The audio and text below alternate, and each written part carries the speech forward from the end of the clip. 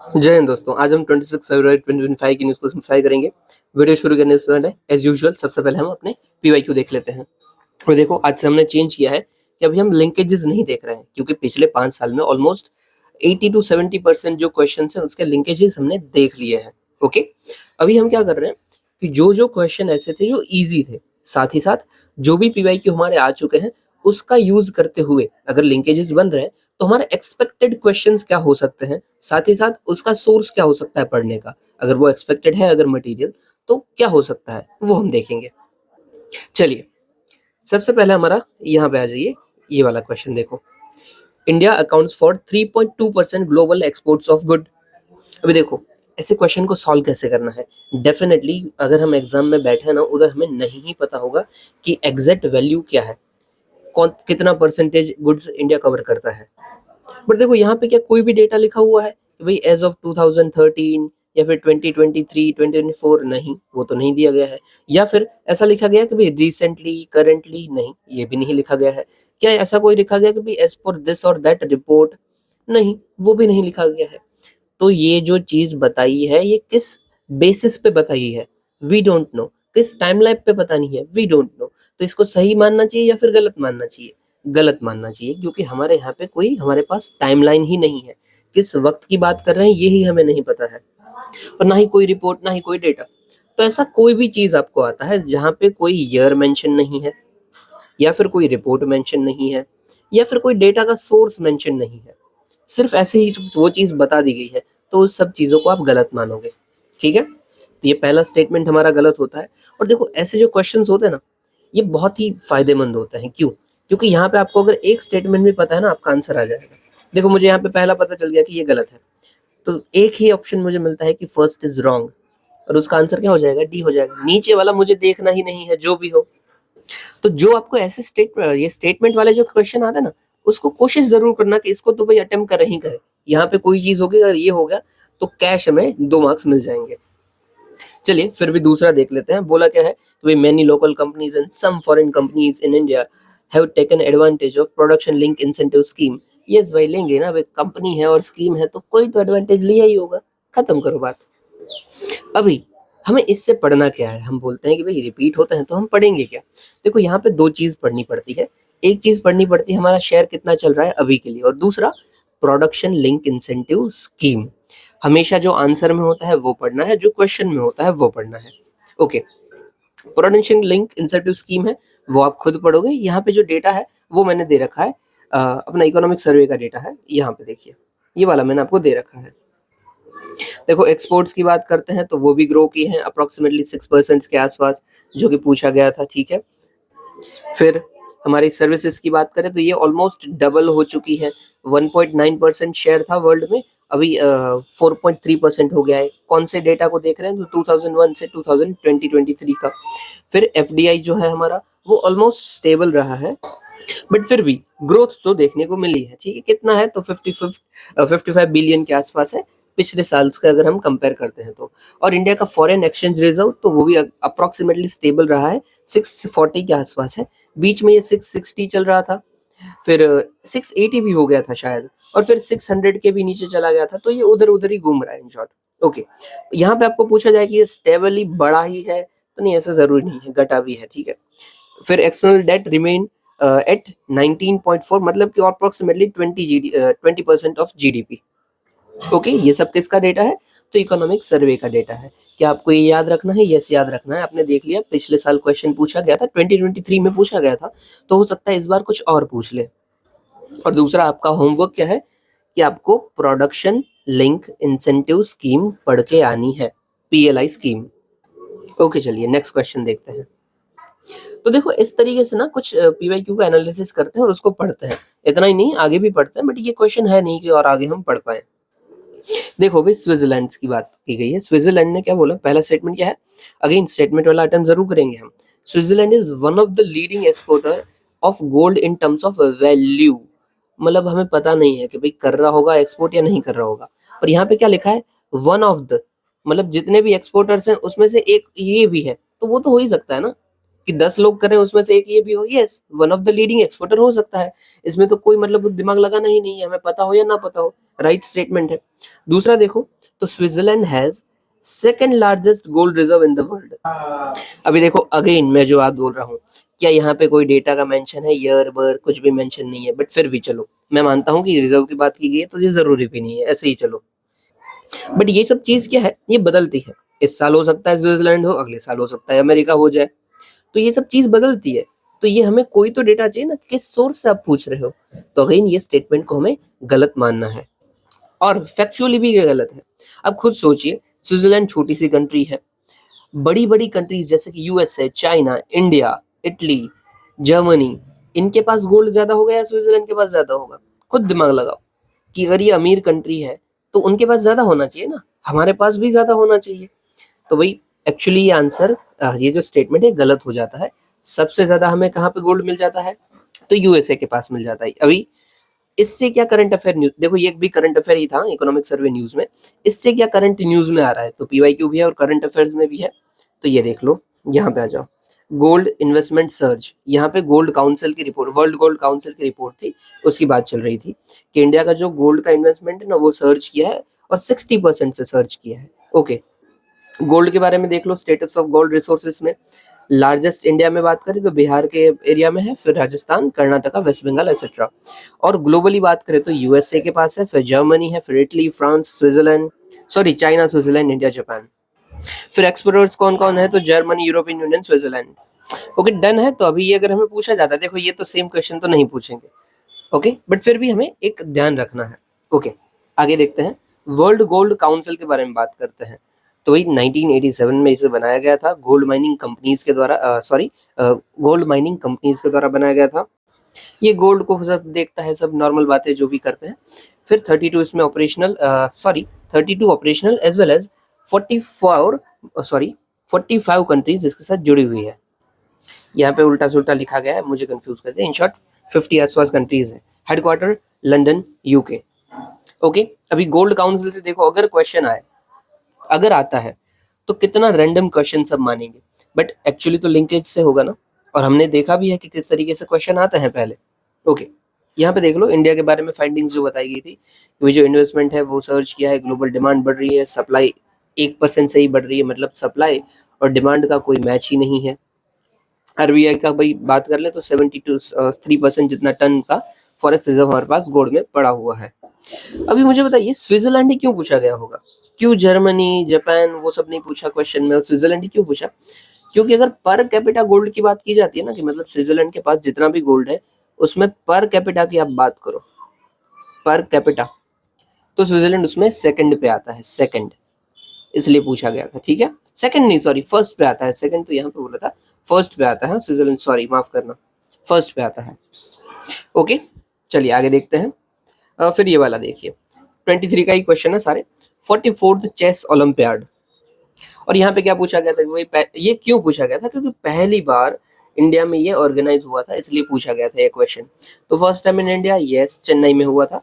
मुझे इसलिए पता था ये क्वेश्चन क्योंकि चेन्नई में ना हमने जो एक पुल है चेन्नई में, नाम भूल गया, उसको हमने पूरा चेस वाला बना दिया था, black red black white, black white black white, इसलिए न्यूज मतलब काफी देखने में आया था, तो वो पता था। फिर इसका ऑफिशियल मस्कट जो था वो थम्बी था, यस ये बात सही है, थम्बी मतलब छोटा भाई, तमिल लैंग्वेज का है। ओके, फिर यहाँ पे देखो दो स्टेटमेंट पूछे हैं कि trophy for winning team open section is Vera Menchik cup, और दूसरा यहाँ पे पूछा गया है वुमेन सेक्शन के लिए हैमिल्टन रसल कप। अभी देखो ये ना इन शॉर्ट उल्टा सुल्टा बोला गया है कि ऊपर वाले में हैमिल्टन होता है, नीचे वाले में वेरा मैंचिक होता है। क्यों होता है, दोनों ना नाम पे लिखे गए हैं। ये जो वेरा मैंचिक थे वो फर्स्ट वुमन थी, first woman to win world chess championship, और ये हैमिल्टन रसल थे जो पहली बार हमारा चेस चैंपियनशिप हुआ था ना, तब वो अवार्ड देने वाले यही थे, तो इन दोनों के नाम से ही दोनों रखा गया था। और देखो अगर नहीं पता था ना, फिर भी शायद शायद हल्का सा गैस हो सकता था कि हम नाम से पकड़ ले कि भाई हैमिल्टन रसल है तो शायद ये वुमन का नहीं मेल का होगा, और ये एक्चुअली है भी उसका। ठीक है, अगेन हल्का फुल्का मुझे आइडिया था इसका, मैंने ये किया नहीं था, देखो it was very hard. Hamilton का मुझे आइडिया था, ये ओलंपियाड का भी आइडिया था, पर ये मस्कट का आइडिया नहीं था, और इस मस्कट की वजह से मैंने ये आंसर नहीं किया था। और I would suggest the same, ऐसे आंसर में अगर एक भी चीज नहीं पता है ना, उसको इग्नोर करो, मत मार्क करो, वो बहुत हार्ड हो जाएगा। बट अगेन 23 में नहीं आया, कोई मतलब नहीं है, 24 में तो ठीक से करते हैं, सॉरी 25 में। ये वाला देखो, अभी चेस का न्यूज़ है और चेस न्यूज़ में भी है, चेस का पीवाईक्यू न्यूज़ में फीडे वर्ल्ड चेस चैंपियनशिप, मतलब वही है, आप फीडे बोलो या फिर नॉर्मल वर्ल्ड चेस चैंपियनशिप बोलो, सेम बात है। इन शॉर्ट ये ऑर्गेनाइज करवाते हैं फीडे वाले, international chess federation stand for FIDE, इसलिए इसको फीडे बोलते हैं। ओके, क्यों न्यूज़ में था? तो रिसेंटली डी गुकेश, वो इनको जीते थे, चाइना के लीडिंग को हरा दिया था, इसलिए न्यूज़ में था। ये 18th चैंपियन बने थे और यंगेस्ट वर्ल्ड चेस चैंपियन बने थे। ओके, आपको पता ही होगा इन सब के तो बारे में। ओके, आगे देखते हैं। ये जो फीडे है इसका हेडक्वार्टर कहाँ पे है? तो लॉशान स्विट्जरलैंड में है। 1924 में इसको बनाया गया था with prime motto of we are one family. ये कौन से प्रिंसिपल के, सॉरी इंडिया में से कौन सी इसकी मेंबर है? तो ऑल इंडिया चेस फेडरेशन इसकी मेंबर है, ठीक है। और आखिरी कि भी इसको एक्नॉलेजमेंट मिली हुई है global sporting organisation by international Olympic committee, ठीक है। अभी देखो दूसरी चीज़ हमें यहाँ पे क्या क्या याद रखनी है। सबसे पहली चीज़, ये जो डी गुकेश है वो वर्ल्ड यंगेस्ट चेस चैंपियन बने हैं। अभी मैं पूछूं वर्ल्ड्स यंगेस्ट ग्रैंड मास्टर कौन बने हैं, तो आप क्या बोलोगे? इंडिया की बात चल रही है, ठीक है। इंडिया में सबसे यंगेस्ट ग्रैंड मास्टर कौन बने हैं? तो प्रज्ञानंदन, आपको पता ही होगा शायद से, तो प्रज्ञानंदन, ठीक है। फिर अभी मैं यहाँ पे कनेक्ट कर दूं, जो ये डी गुकेश है या फिर ये प्रज्ञानंदन है, इनको लाइटनिंग किड बोला जाता था? नहीं, नहीं बोला जाता है।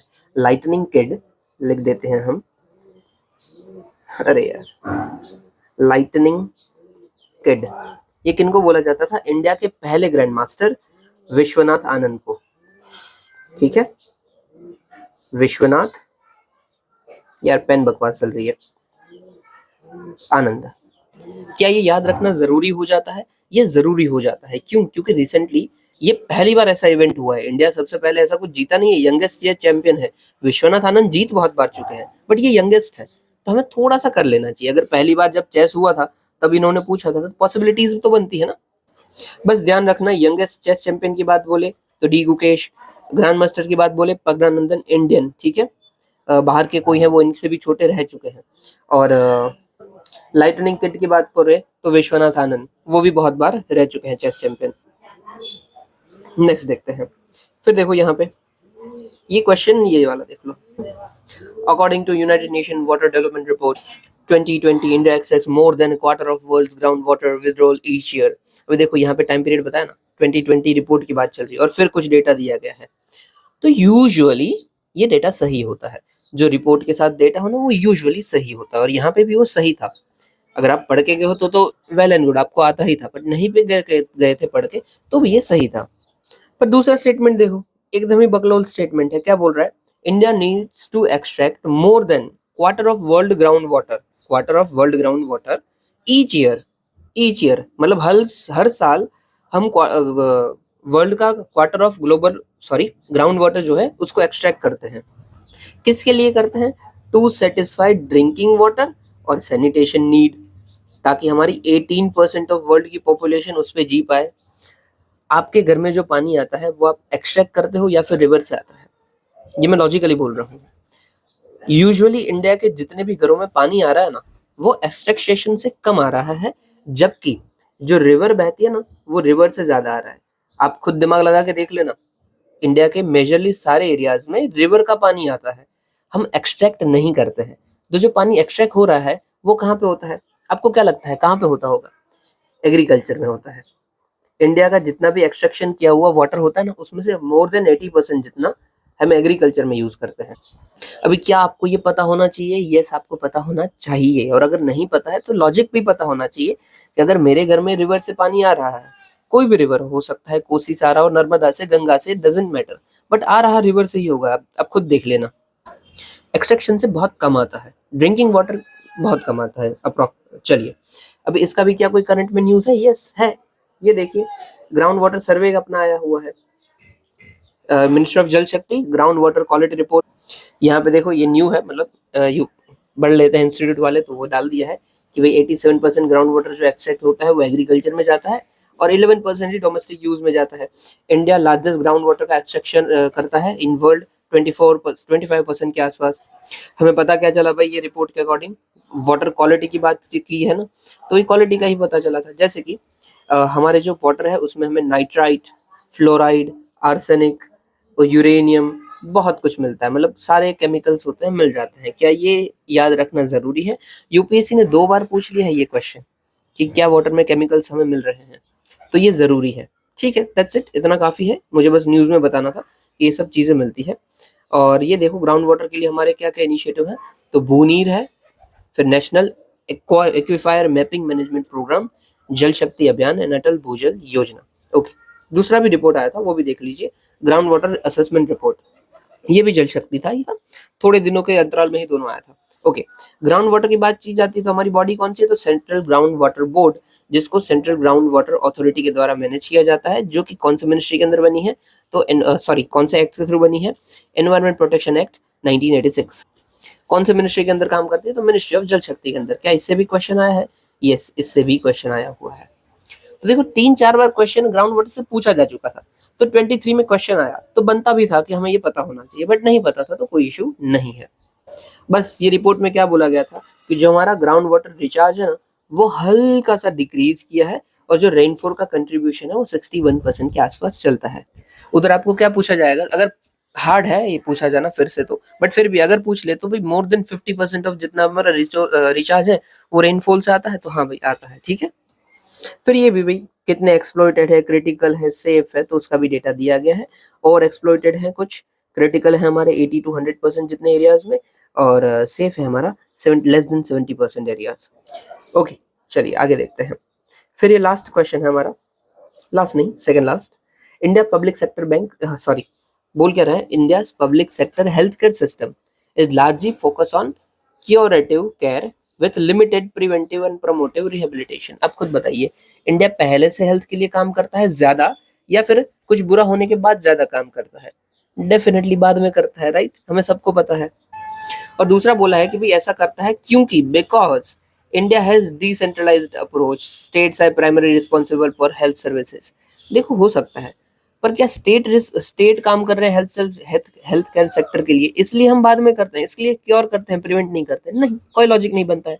सेंटर भी सेम करता है, तो ये तो कोई लॉजिक नहीं है ना। दोनों सही है कि हाँ भाई सेंटर स्टेट कवर करता है हेल्थ केयर को, बल्कि उसकी वजह से लेट होता है, ये तो कोई बात नहीं बनी। तो ये दोनों स्टेटमेंट सही है, बट लिंक नहीं होते हैं। ठीक है कि हाँ भाई स्टेट देखता तो हेल्थ केयर सर्विस को, सही बात है, बट क्या स्टेट देखता है इसकी वजह से हम सिर्फ क्योरेटिव कर पा रहे हैं, वो बात तो गलत है, क्योंकि बता ही रही है ना। तो yes, both 1 and 2 are right, but correct explanation नहीं है।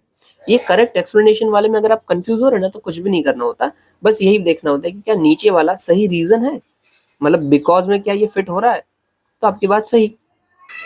चलिए आगे देखते हैं। और ये भी कॉमन सेंस था, इसमें आप कुछ पढ़ना ही नहीं होता, ये डायरेक्ट होता है।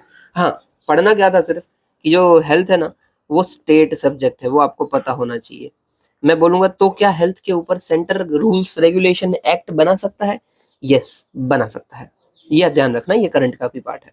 ओके, लास्ट है हमारा, जो मुझे बताना था ऐसे ही कि आप पढ़ोगे होमवर्क के लिए, केव्स दे रखी है और उसके रिलेटेड चीजें हैं। भाई सीता नवसल केव, जैना केव, सही बात है। फिर बज बुद्धिस्ट केव, सही बात है। और बेसनगर शैविट्स केव, गलत बात है, बेसनगर में विष्णु केव है। तो क्या यही हमें याद रखना था? बिल्कुल भी नहीं। हमें क्या याद रखना है कि ये केव्स किन किन लोगों ने बनाई हुई है, उसकी डायनेस्टीज को हमें पढ़ के जाना है, क्योंकि यूपीएससी उल्टा करके पूछता है तो हम पढ़ के जाएंगे। जैसे कि जो ये बेसनगर केव्स है ना, वो विष्णु केव है सबसे पहले तो, ठीक है। और इसको गरुड़ पिलर यहाँ पे फेमस है, गरुड़, मैं लिख देता हूँ, गरुड़ पिलर। और इस गरुड़ पिलर को ना दूसरा हम हिलियोडोरस पिलर भी बोलते हैं। हिलियोडोरस पिलर क्यों बोलते हैं? क्योंकि इनको हिलियोडोरस ने बनाया गया था, दैट्स इट। अभी आप खुद मुझे बताइए, अगर मैं पूछता, अगर क्वेश्चन इन फ्यूचर आता कि हिलियोडोरस पिलर कहाँ पे है या फिर किसने बनाया, तो आपको पता होता? डेफिनेटली नहीं, बल्कि ये पार्ट होता है भाई यूपीएससी के पीवाईक्यू का, तो ये पता होना चाहिए। फिर भाई बज केव की हम बात करते हैं कि भाई बज केव कहाँ पे आती है, तो ये महाराष्ट्र के अंदर आती है। किन्होंने बनाई थी? तो सातवाहना डायनेस्टी ने बनाई थी। अगेन देखो सातवाहना इन न्यूज, मतलब पीवाईक्यू का पार्ट है, न्यूज तो नहीं। क्यों अगेन क्यों? एक क्वेश्चन था धान्य कटक कहाँ पे आता है, धान्य कटक पोर्ट की बात, सिटी की बात चल रही थी, तो वो भी किन्होंने बनाया था? वो भी सातवाहना ने बनाया था। इसलिए 2 बार पूछा है कि जो सातवाहना से कनेक्ट हो रहा था। तो ये आपको सातवाहना करके जाना है।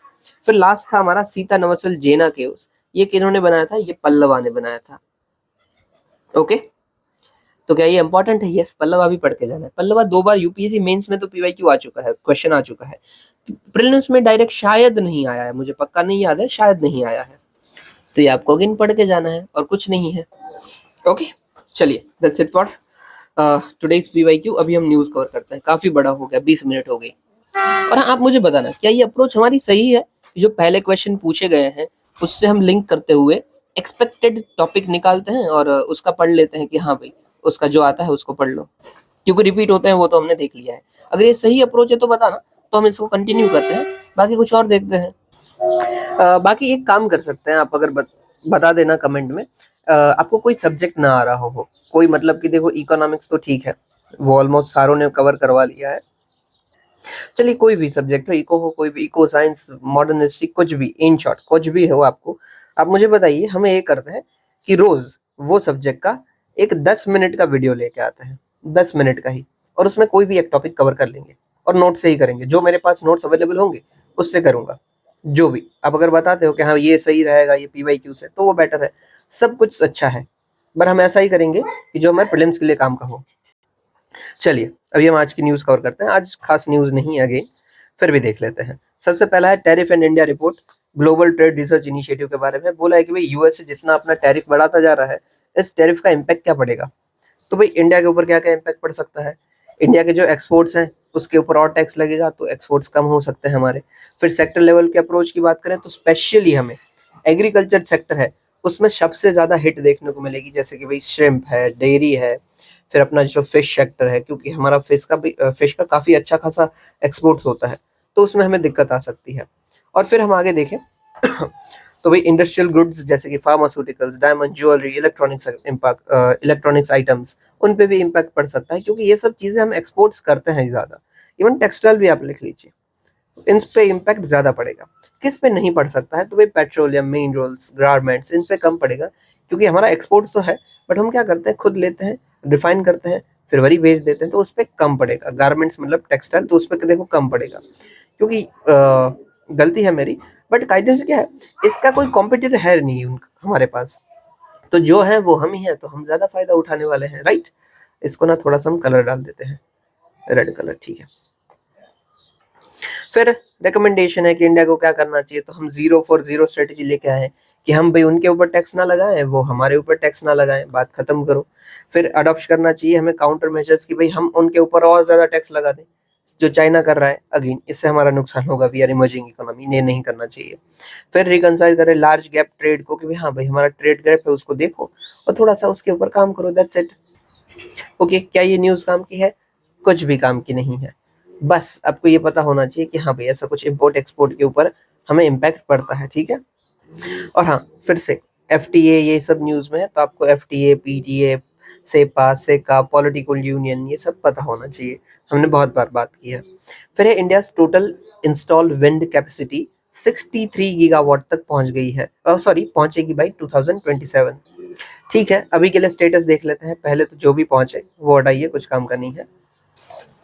अभी के लिए भी इंडिया की विंड कैपेसिटी जो है वो एज ऑफ जनवरी 2025 48 गीगावाट के आसपास है, जो कि इंडिया को वर्ल्ड वाइड 4th रैंक पर पहुंचाता है।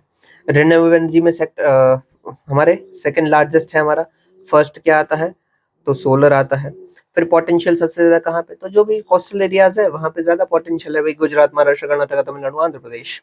इनिशिएटिव क्या क्या है हमारे, तो national wind solar hybrid policy, ये बहुत अच्छा होता है। इन शॉर्ट क्या है कि हमने एक ही जगह पे सोलर प्लेट्स भी बिछा दी और उसी जगह पे हमने विंड फार्म भी बना दिए, ताकि दोनों एक साथ चल रहा है, दैट्स इट।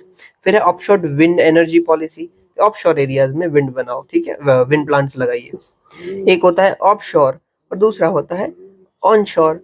शोर का मतलब क्या है, हमारा जो बीच होता है ना वो शोर होता है, दैट्स इट। फिर है India's energy open access rule. यहाँ पे क्या बात चल रहा है, देखो ओपन एक्सेस रूल, यहाँ पे कोई ना कोई चीज की एक्सेस की बात कर रहे हैं ना, तो किसकी बात कर रहे हैं, रिन्यूएबल एनर्जी, ग्रीन एनर्जी की बात कर रहे हैं। इसका मतलब क्या है कि अगर मैं चाहूँ कि मैं कंज्यूमर हूँ और मैं चाहूँ कि भाई मेरे घर में जो भी इलेक्ट्रिसिटी आ रही है ना, वो इलेक्ट्रिसिटी ग्रीन होनी चाहिए, तो क्या मैं रिक्वेस्ट कर सकता हूँ जो भी मेरे डिस्कॉम है या फिर जो भी मेरे एनर्जी प्रोवाइडर्स है उनको, तो यस कर सकता हूँ। और ये मैंडेटरी होगा कि भाई मैं चाहता हूँ कि मैं 50 यूनिट यूज कर रहा हूँ तो वो 50 ग्रीन से आए तो मैं करवा सकता हूँ, ऐसा कुछ भी दिक्कत नहीं होगा। ठीक है, इससे फायदा क्या होगा कि समझ लीजिए हर एक कंज्यूमर बोलता है कि भाई मेरी भी एनर्जी ग्रीन होनी चाहिए, तो ऑटोमेटिकली हम क्या करेंगे, ग्रीन एनर्जी को प्रमोट करेंगे। फिर है renewable energy purchase obligation. Purchase obligation, obligation मतलब मैंडेटरी है, और परचेस, परचेस क्या करना है, तो रिन्यूएबल एनर्जी को परचेस करना है। ये किसके ऊपर होगा, तो डिस्ट्रीब्यूशन कंपनी जो डिस्कॉम होती है, आप हम कर यहाँ पे जो इलेक्ट्रिसिटी प्रोवाइड कर रहे हैं उनको, कि भाई इतने परसेंट तक आपका जो भी इलेक्ट्रिसिटी है ना वो मैंडेटरीली रिन्यूएबल होना चाहिए। That's it. ठीक है, आप कहीं से भी लेके आते हो, परचेस करते हो, कुछ भी होता है तो वो होना चाहिए। और समझ लीजिए इसमें नहीं है तो क्या कोई रास्ता हो सकता है, ये हो सकता है। एक ना एक चीज और ये भी आती है, रिन्यूएबल एनर्जी सर्टिफिकेट। ओके, इसमें क्या होता है, रिन्यूएबल एनर्जी लिख देता हूं मैं, ये एक second, sorry, renewable energy certificate. समझ लीजिए मेरे ऊपर ऑब्लिगेशन था कि भाई 100 यूनिट तो मुझे बनाने ही है रिन्यूएबल एनर्जी के, पर मैं बना नहीं पाया, मतलब जो भी ऑब्लिगेशन था उसका 100 था, मैं 50 ही कर पाया। तो मैं क्या कर सकता हूँ कि जो ऑलरेडी कर चुका है ना किसी, समझ लीजिए मेरे दोस्त को भी 100 करना था परचेस ऑब्लिगेशन, वो भी डिस्कॉम कंपनी है, मैं भी डिस्कॉम कंपनी हूँ, दोनों को 100 करना था। उसने तो भाई 150 कर लिया और मैं तो 50 ही कर पाया। तो इसको ना 150 का सर्टिफिकेट मिलने वाला है, सर्टिफिकेट, भाई कॉन्ग्रेचुलेशन, आपको 150 यूनिट्स के भाई आपको ऑब्लिगेशन फुलफिल किया है। और मुझे तो चाहिए ना, तो मैं खरीद सकता हूँ कि भाई ये जो तेरा सर्टिफिकेट है ना वो मुझे दे दे, 50 यूनिट का सिर्फ मुझे चाहिए, दैट्स इट। क्योंकि मुझे 50 ही कम पड़ रहे हैं मेरे ऑब्लिगेशन को मेट करने के लिए। It is renewable energy certificate. तो क्या रिन्यूएबल एनर्जी सर्टिफिकेट ट्रेडेबल होता है? यस, ये ट्रेडेबल होता है। क्वेश्चन आ सकता है? यस, आ सकता है। चलिए, चैलेंजेस क्या क्या है विंड पावर के, भाई पैसा नहीं है, फाइनेंशियल वायबिलिटी, ग्रिड इंफ्रास्ट्रक्चर, कि भाई आप खुद देखिए विंड फार्म्स जो होते हैं वो दूर दराज होते हैं, और घर किधर होते हैं, वो एकदम दूर दूर होते हैं। तो दोनों के बीच में जो कनेक्शन बैठाना होता है ना वो दूर, वो हार्ड पड़ता है। फिर भाई ट्रांसमिशन के इक्विपमेंट भी थोड़े महंगे सस्ते आते हैं, तो वो भी दिक्कत देते हैं हमें। और जो लैंड एक्विजिशन है प्रोसेस, वो भी काफी कॉम्प्लेक्स पड़ी हुई है, और जल्दी से लैंड मिलेगा नहीं, प्राइवेट कंपनीज भी उनको देंगे नहीं, इसलिए दिक्कत होती है। इवन दूसरे भी कंसर्न्स हैं, जैसे कि विंड फार्म्स होते हैं उनकी वजह से बहुत सारी बायोडाइवर्सिटी खराब हो जाती है। समझ लीजिए मुझे लैंड मिल गया, मैं उधर बना रहा हूँ, तो उधर जंगल था, जंगल मैंने साफ कर दिया, वहां पे कोई स्पीशीज रह रही थी, वो मेरे लाइन के साथ टकरा रही है, मर जा रही है, जैसे कि great Indian bustard, great Indian bustard, वो राजस्थान में ग्रीन लाइन है ना उससे टकराती है और उनकी डेथ हो जाती है, क्योंकि वो इतना दूर देख नहीं पाते हैं। वो वायर ना बहुत पतले पतले होते हैं तो टकरा जाते हैं, मौत हो जाती है। बट ठीक है चलो, ये हो सकता है, वो तो नॉर्मल इलेक्ट्रिसिटी वाली बात है। पर रिन्यूएबल वहां पे लगाते हो विंड फार्म, तो उधर से भी ये हो सकता है ना, तो वो भी दिक्कत देता है। चलिए आगे देखते हैं। ये मुझे बताना यार, ये आपको सही लगा या नहीं लगा? मुझे सही लगा है। क्यों? क्योंकि लिंकेजेस हमने देख लिया है, आगे कौन से क्वेश्चन आ सकते हैं वो ज्यादा जरूरी है। अभी से मैं आपको वो बताऊं तो वो ज्यादा बेटर रहेगा, बट आपको अगर जैसे फिर ठीक लगे, आपको अगर नोट्स ठीक लगते हैं तो नोट्स ठीक रहेगा, और वो मैं बनाऊंगा ही, डैम श्योर। ठीक है, 10-15 मिनट का ही वीडियो होगा पर बनाऊंगा। मुझे एक्चुअली देर लग जाती है ना थंबनेल बनाने में। वीडियो तो बन जाता है, थंबनेल में बड़ा देर लगता है, तो उसका कुछ देखेंगे। या फिर ये जो कर रहे हैं वो सही है कि भाई PYQ, उसका सोर्स वो कहाँ से आया था, उसके रिलेटेड करंट में क्या चीज थी, ताकि अगर रिपीट होता है तो हमें पता हो। ओके चलिए यहाँ पे देख लीजिए। फिर India space economy poised for 5-fold growth, मतलब इन शॉर्ट हमारी जो स्पेस इकोनॉमी है उसको बढ़ाने की बात चल रही है। अभी के लिए हमारा शेयर कितना है भाई इकोनॉमी के अंदर, सॉरी स्पेस इकोनॉमी के अंदर, तो 2% जितना शेयर है, और 8 बिलियन जितनी टोटल बात है।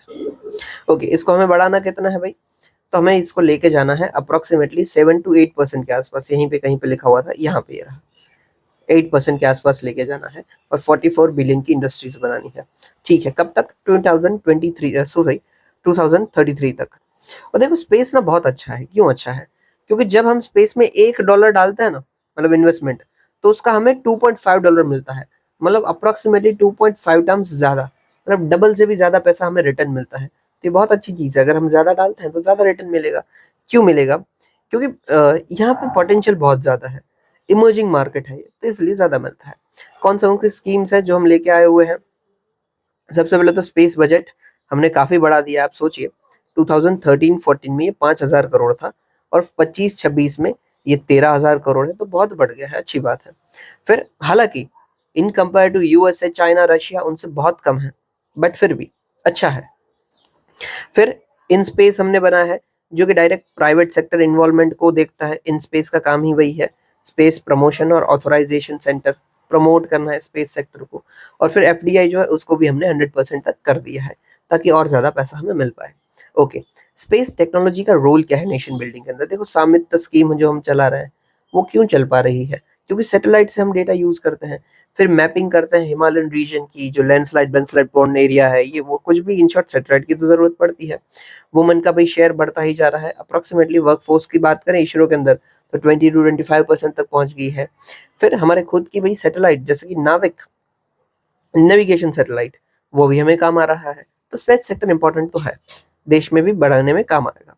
कॉन्स्टेंट क्या है? Impact of Indian space economy, limited private sector participation he. Of course आपको देखिए, यूएसए के अंदर एलन मस्क आग लगा रहा है स्पेस सेक्टर के अंदर, कि नासा से जितना बड़ा काम चल रहा है वही एलन मस्क भी करके दे रहा है। फाल्कन 9 उनका जो रॉकेट है, वर्ल्ड में सबसे पावरफुल रॉकेट है एलन मस्क का। फिर भी रेगुलेटरी हर्डल्स है, हम इजीली इनोवेशन में साथ देते नहीं है सबका, स्किल्ड वर्कफोर्स नहीं है और इंफ्रास्ट्रक्चर हमारे पास लिमिटेड है। ठीक है, तो क्या कोई काम आ रहा है इंडिया के प्राइवेट सेक्टर के अंदर? प्राइवेट सेक्टर में आ रहे हैं, जैसे भाई स्काई रूट है, फिर अग्निकूल है, ये सब आगे आगे बढ़ रहे हैं। चलिए आगे देखते हैं। फिर nuclear weapons, one way road to annihilation, मतलब कि खात्मा करने का एक वन वे है ये, भाई वर्ल्ड पूरा खत्म हो जाएगा। कौन बोला ये? United nation secretary general. ये लाइन याद रखना, ये आपको ऑप्शंस में काम आ सकती है, ऑप्शनल पेपर में, साथ ही साथ आपको मेंस में भी काम आ सकती है। ओके, ये सब बात क्यों बताई जा रही थी? अभी देखो, एक ना क्लॉक है हमारे पास, डूम्स डे क्लॉक।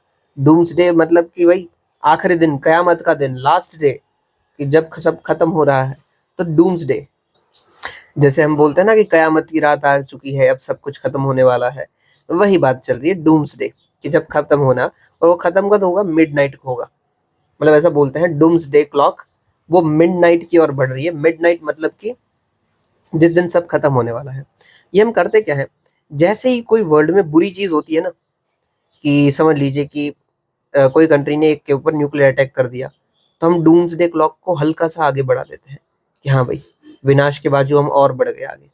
या फिर समझ लीजिए वॉर छिड़ गया, तो हम और आगे बढ़ा देते हैं कि हाँ भाई, और विनाश के बाजू हम बढ़ गए हैं। इसका ना ये फोटो देख लो, ये देखो डूम्स डे। हमने ये शुरू किया था 1991 में पहली बार, कि हाँ भाई मिडनाइट से हम 17 मिनट बाकी है, और फिर हम हल्का 17 मिनट ही, वो टारगेट वैसा ही रखा था। फिर देखो 1991 में 17 मिनट थे, फिर कॉन्फ्लिक्ट बढ़ा तो 1995 तक हम 14 मिनट तक पहुंच गए। फिर और कॉन्फ्लिक्ट बढ़ा तो और ये बढ़ता गया बढ़ता गया बढ़ता गया बढ़ता गया। और देखो जब कोविड-19 आता है तो कोविड-19 में हम फिर 5 मिनट के आसपास ही रहते हैं, 5 मिनट भी नहीं, सॉरी 100 सेकंड के आसपास ही रहते हैं। कोविड-19 के आसपास की बात चल रही है, ठीक है, 2 मिनट से उन दौरान तो बहुत कुछ हो गया था ना, कि देखो 2019 से शुरू करके हम देखें तो भाई कोविड-19 आया, रशिया यूक्रेन का वॉर छिड़ गया, यूएस चाइना की ट्रेड वॉर चल रही थी, तो बहुत कुछ हो गया था।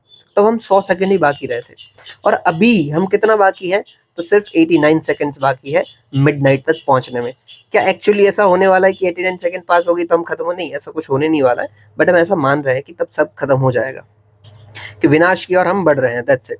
फिर ये ना छोटी छोटी बढ़ती है, ये देखो इस दौरान 4 मिनट बढ़ गई थी, 3 मिनट, अभी हम सिर्फ 1 सेकंड बढ़ा रहे हैं, कि धीरे धीरे नजदीक जा रहे हैं।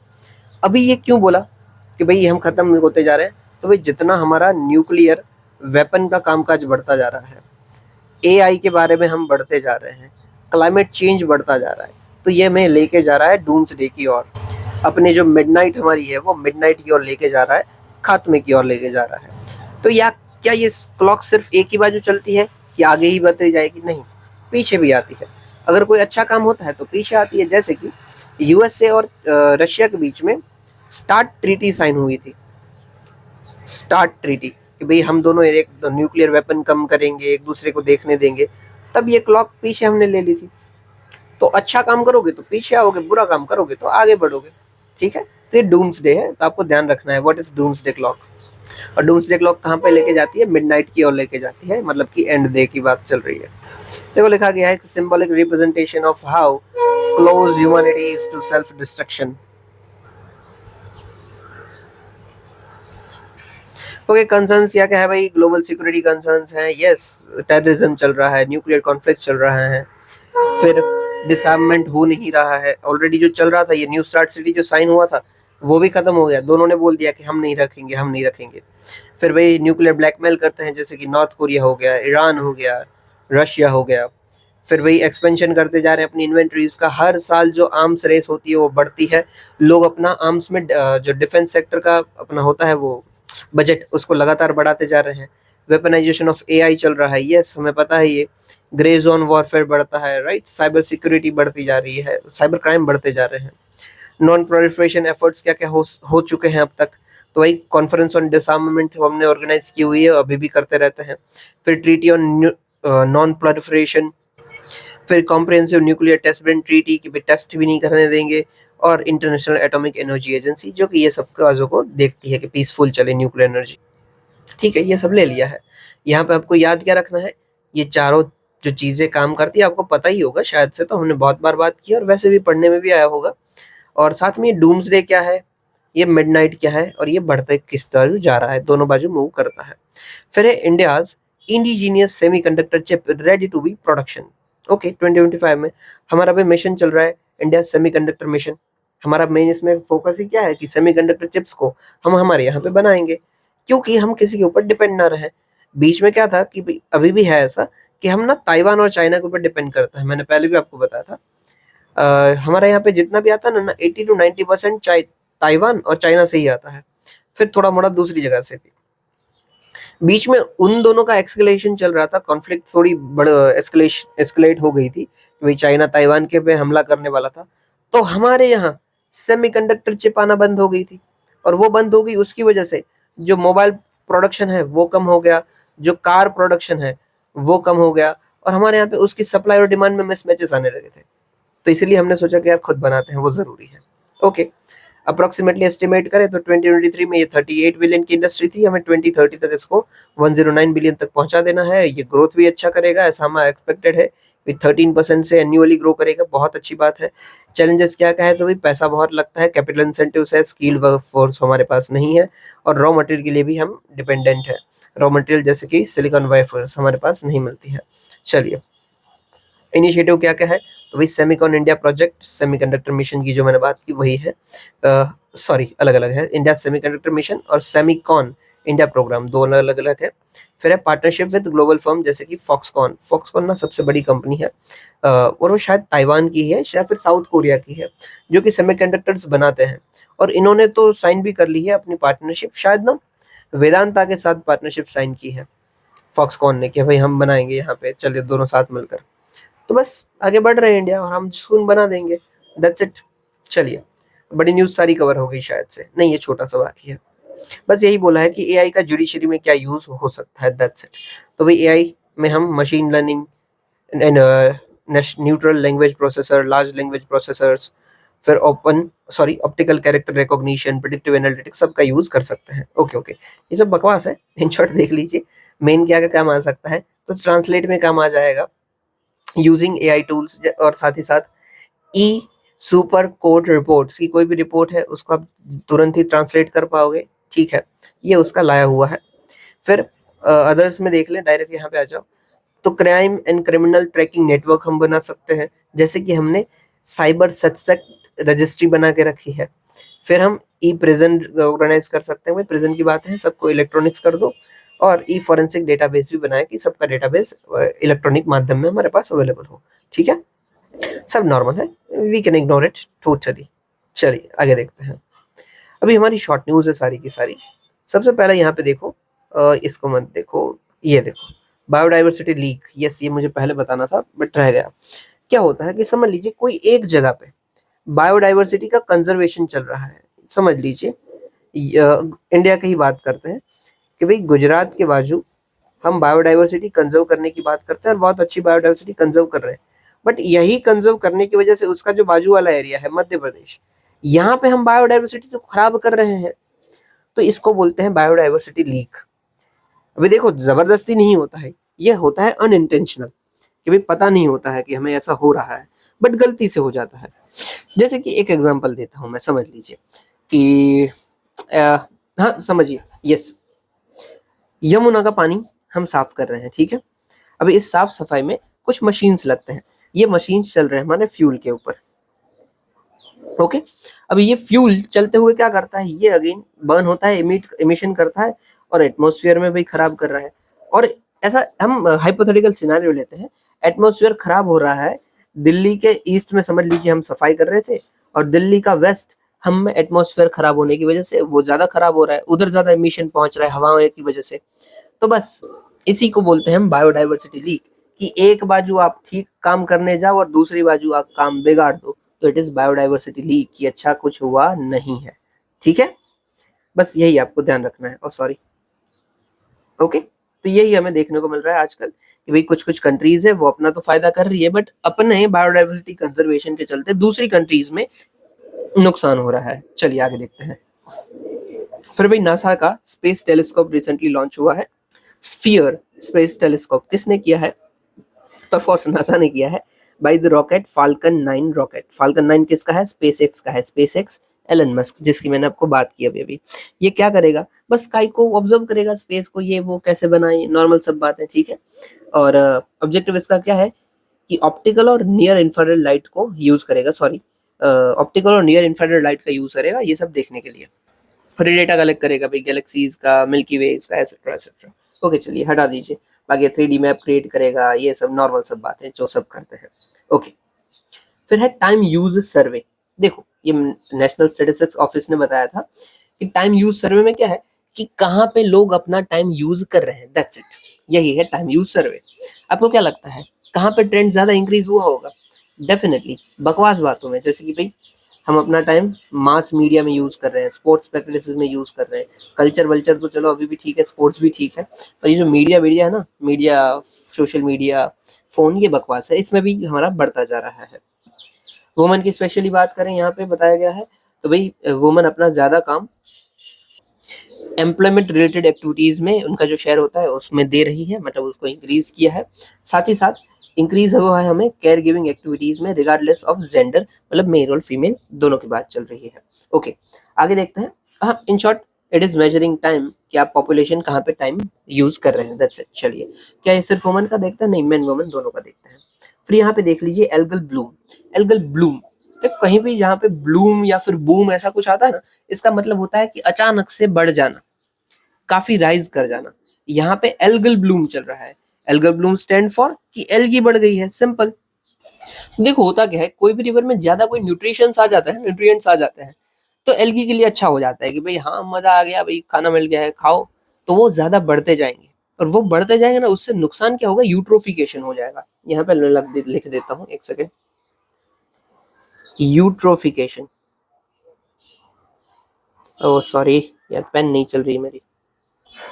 यूट्रोफिकेशन क्या होता है भाई, तालाब नदियों में एल्गल ब्लूम हो जाता है, उसकी जो पूरी की पूरी सतह है, मतलब ये पूरा सतह है वाटर का, और इसके ऊपर पूरे पूरे एरियाज में एल्गी छा जाती है, यहाँ पे पूरे में एल्गी छा गई, तो ये हो गया यूट्रोफिकेशन। इससे क्या होगा कि जो सनलाइट आ रही होगी ना, वो सनलाइट ब्लॉक हो जाएगी, सनलाइट एल्गी खुद ले लेगी, ट्रांस अपना जो पानी है वो ओपैक हो जाएगा, ट्रांसपेरेंट नहीं रहेगा, और सनलाइट नहीं आएगी, सनलाइट नहीं आएगी तो जो नीचे एरिया में सनलाइट पहुंचनी थी वो पहुंचेगी ही नहीं, तो नीचे के एरिया में जो ऑर्गेनिज्म रहे थे वो मर जाएंगे, ठीक है। तो यूट्रोफिकेशन अच्छा नहीं होता है, अगर एल्गल ब्लूम हो जाता है तो यूट्रोफिकेशन हो सकता है। तो यहाँ पे एल्गल ब्लूम क्यों हुआ है, न्यूट्रिएंट्स काफी बढ़ गए तो एल्गल ब्लूम हो गया। ये एल्गी कौन कौन सी है, अलग अलग कलर्स की है, blue, green, pink, red etcetera. Types कौन कौन सी है इस एल्गे में, वही साइनोबैक्टीरिया है, ब्लू ग्रीन एल्गे होती है, और गोल्डन एल्गे है जिसको हम पायरेमिनिस परवेम बोलते हैं, जरूरी नहीं है याद रखना, ओके। तो देखो साइनोबैक्टीरिया होता है ना, ये तो थोड़ा सा हमें हार्म करता है, पर क्या ये गोल्डन एल्गे हमें हार्म करता है, नहीं, ये हार्म नहीं करता है। आपको क्वेश्चन क्या आ सकता है कि भाई not all algae harm the humans, या फिर ऐसा आ सकता है all the algae harms the human, तो आपको उधर ध्यान रखना है, ठीक है, कि भाई नहीं, कोई कोई नहीं करती, कोई कोई करती है। और एल्गल ब्लूम भी आपको बता दिया कि भाई पूरे के पूरे तालाब में ऐसे सतह पे एल्गी छा जाती है तो उसको एल्गल ब्लूम बोलते हैं, एल्गी बहुत बढ़ जाती है, उसको यूट्रोफिकेशन हो सकता है उससे, ओके। फिर यहाँ पे देखिए स्वालबार्ड ग्लोबल सीड वॉल्ट। समझ लीजिए कल पूरा हमारा जमीन तबाह हो जाती है, पूरा आइस एज आ जाता है, या फिर कुछ भी पानी खत्म हो जाता है, तो फिर से अगर वो ठीक हो तो उस वक्त क्या हम खेती कर पाएंगे, नहीं कर पाएंगे, क्योंकि हमारे पास सीड ही नहीं होंगे। सीड तो सेव करके होने चाहिए ना, कि कुछ भी इवेंट आ जाता है तो हमारे पास सीड हो खेती करने के लिए। तो इस सीड को हम स्टोर करके रखते हैं, वॉल्ट में रखते हैं, तिजोरी में। तो ऐसा भी एक वॉल्ट है, ग्लोबल एक वॉल्ट है जहाँ पे हम सीड स्टोर करते हैं, वो है स्वालबार्ड ग्लोबल सीड वॉल्ट। कि भाई दुनिया के अंदर कुछ भी हो जाए, हमारे पास बीज हो, सीड हो, ताकि इन फ्यूचर उसका यूज करते हुए हम खेती फिर से शुरू कर पाए। ओके, कहाँ पे है हमारा ये स्वालबार्ड में। स्वालबार्ड जगह ही है, किसकी जगह है? नॉर्वे की जगह है। कहाँ पे पड़ती है? तो आर्कटिक सी में पड़ती है। इसको हम दूसरा क्या बोलते हैं? तो आर्कटिक डूम्सडे सीड बोलते हैं। डूम्सडे क्या है? अगेन जब सब खत्म हो जाता है तो उसी के वक्त के लिए है। तो Arctic doomsday shield, sorry shield क्या, सीड। ओके, बाकी ये कुछ काम का नहीं है। हाँ, एक चीज बताइए, इंडिया के अंदर क्या सीड वॉल्ट है? और है तो कहाँ पे है? अभी देखो हमने पहले बताया हुआ है, बट फिर भी अब मुझे कमेंट में बता देना कि इंडिया का सीड वॉल्ट कहाँ पे है, कि हम भी देखेंगे ना कि अपने देश के लिए भी सीड बचाए होने चाहिए। तो हो कहाँ पे है, खुद बताना। फिर है international mother tongue language day. तो यस, ये यूनेस्को ऑर्गेनाइज करती है। कब से करती है? तो भाई बांग्लादेश ने 1999 में बोला था कि भाई इसको कर दीजिए, मदर टंग को फेमस करते हैं, मदर लैंग्वेज को। तो तब से भाई यूनेस्को ने कॉन्फ्रेंस में इसको अप्रूव किया और सेलिब्रेट होता है ये। बस दैट्स इट। कब होता है? तो 21 फरवरी को होता है। चीज क्या याद रखनी है? तो भाई ग्लोबली 40% जितनी पॉपुलेशन है वो अपना जो एजुकेशन लेता है ना, वो मदर टंग या फिर अपनी जो रीजनल अपनी खुद की जो लैंग्वेज होती है उसमें नहीं लेते हैं। आगे है ब्यूरो ऑफ एनर्जी एफिशिएंसी। इन्होंने रिसेंटली ऑर्गेनाइज किया है Prakrit. Prakrit stands for promoting resilience awareness knowledge resources for integrating transformational initiative 2025। Okay, ये इन शॉर्ट क्या है? It is international conference of carbon market. Okay, carbon market क्या है आपको पता है? तो जैसे हमने वो बात की थी ना कि रिन्यूएबल एनर्जी सर्टिफिकेट्स को हम ट्रेड करते हैं, वैसे यहाँ पे भी करते हैं। समझ लीजिए कि मैं और मेरे दोस्त की कंपनी है, और कंपनी के ऊपर कैप लगा दी है कि आप ज़्यादा से ज़्यादा 100 यूनिट ही कार्बन इमिट कर सकते हो, ज़्यादा से ज़्यादा। अभी मैंने कर दिया 150 यूनिट कार्बन इमिट, इमिशन की बात चल रही है, ठीक है, मैंने 150 कर दिए। ये जो लिमिट थी उसको मैं ब्रीच कर दिया, और मेरे दोस्त ने किए हैं सिर्फ 50 यूनिट ही। भाई उसका तो लिमिट ब्रीच नहीं हुआ है। तो जो एक्स्ट्रा 50 बचे है ना, उसको उसको मिलेगा उसका कार्बन क्रेडिट। ठीक है, कार्बन क्रेडिट। अब इसके पास तो एक्स्ट्रा ही पड़ा है ना क्रेडिट, तो ये चाहे तो ये क्रेडिट मुझे बेच सकता है कि भाई मेरे पास 50 एक्स्ट्रा पड़े हुए हैं, मैं चाहूँ तो और 50 कर सकता हूँ, फिर भी मैं लिमिट को ब्रीच नहीं करूंगा। इफ यू वांट तू 50 ले ले, तेरा तो 50 ज्यादा हो गया है। इससे क्या होगा कि अगर ये 50 ले लेता हूँ ना इससे कार्बन क्रेडिट, तो उसका मतलब जो मेरा ये 50 हो ना उसको मैं फुलफिल करता हूँ, क्योंकि यहाँ का 50 का गैप जो है वो मैं यहाँ पे फुलफिल कर दूंगा, तो दोनों लेवल में आ जाएंगे। माना ऐसा जाएगा कि भाई इसका भी 100 हो गया और इसका भी 100 हो गया। ठीक है, इट जस्ट लाइक कि भाई एक ने कम इमिशन किया है तो जिसने ज्यादा किया है वो दोनों सेटल कर लो अपना आपस में, और दोनों इक्वल पे आ जाओ, ताकि जो ऑब्लिगेशन है वो दोनों का इक्वल रहे। ओके चलिए, ना समझ आया तो बता देना मुझे, वैसे मैंने बहुत बार बताया यार, मुझे खुद नहीं पता है कितनी बार, बहुत बार बताया है। चलिए, ब्यूरो ऑफ एनर्जी एफिशिएंसी की बात करते हैं तो एनर्जी कंजर्वेशन एक्ट 2001 में बना हुआ है। इसका काम क्या है? नाम से ही पता चल रहा है, एनर्जी एफिशिएंसी देखने का इसका काम है। ठीक है, एनर्जी एफिशिएंसी बस वही करता है। सस्टेनेबल डेवलपमेंट कंट्री ये वो ये को डेवलप करेगा policy, strategies, thrust, self regulation, market principle and overall framework for energy conservation act 2021। फिर एक है हमारी स्वायत्त इनिशिएटिव। स्वायत्त मतलब सेल्फ एम्पावर्ड, खुद की मन की करने वाले कैपेबिलिटी। ये किसको स्वायत्त करने की बात करता है? वुमन को स्वायत्त करने की बात करता है। तो it stand for startup for stands for startup woman youth advantage through E transaction initiative. E transaction, electronic transaction, that's it.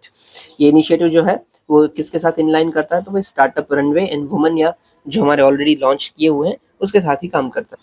ये वुमेन एंटरप्रेन्योरशिप और जो यंग्स होते हैं उनको बढ़ाता है कि भाई बढ़िए आगे और पैसा पैसा कमाइए, ताकि आपका भी एम्पावरमेंट हो पाए। That's it.